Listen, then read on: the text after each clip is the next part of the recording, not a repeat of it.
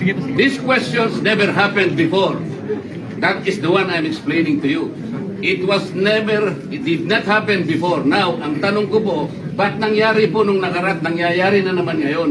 We are talking of the office, not the person. Motion was introduced. You may not like the person, you may not like her presence here, but you have to respect the office of the Vice President. That is all.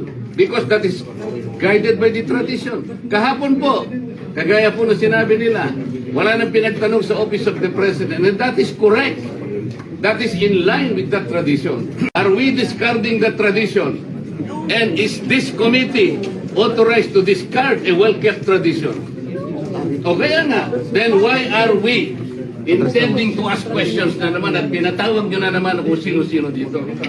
That is why, kung hindi po kayo makakasagot, madam, ang tinanong ko na sa inyo, I am now moving. Oh, may bratinela pa? Saan po kayo nakakita ng gano'n? This did not happen anytime.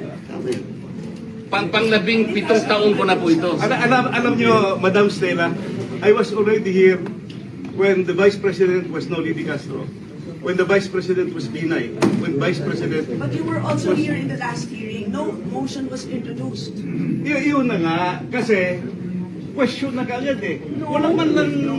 We can read the records. We did not introduce a motion. Nag-motion siya ngayon. What is Parliamentary muna. Parliamentary muna. That is just, the first thing is, that is the manifestation of Congressman Dante Marcoleta, and it should be answered by the members. If the motion, then after that, Marcoleta will vote that motion. Hindi pa nga nasagot eh. Will we let just Marcoleta to speak? And then move to the motion? Sagutin muna. Sagutin muna yung point niya. The chair will answer. Yes, you can introduce a motion, but have a member introduce it. No. Before we move a motion, parliamentary lang ka. The rulings of the chair form parts of the proceedings of this committee and of the House. So you have to answer the question. Sagutin muna. Yes. Then saka mag-move. Yun. Mag-move. Okay, settle. Yes.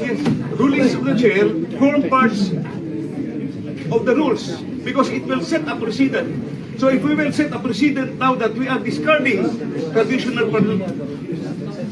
courtesy, parliamentary courtesy, then goodbye, parliamentary courtesy. Wala na tayong parliamentary courtesy. Next hearings.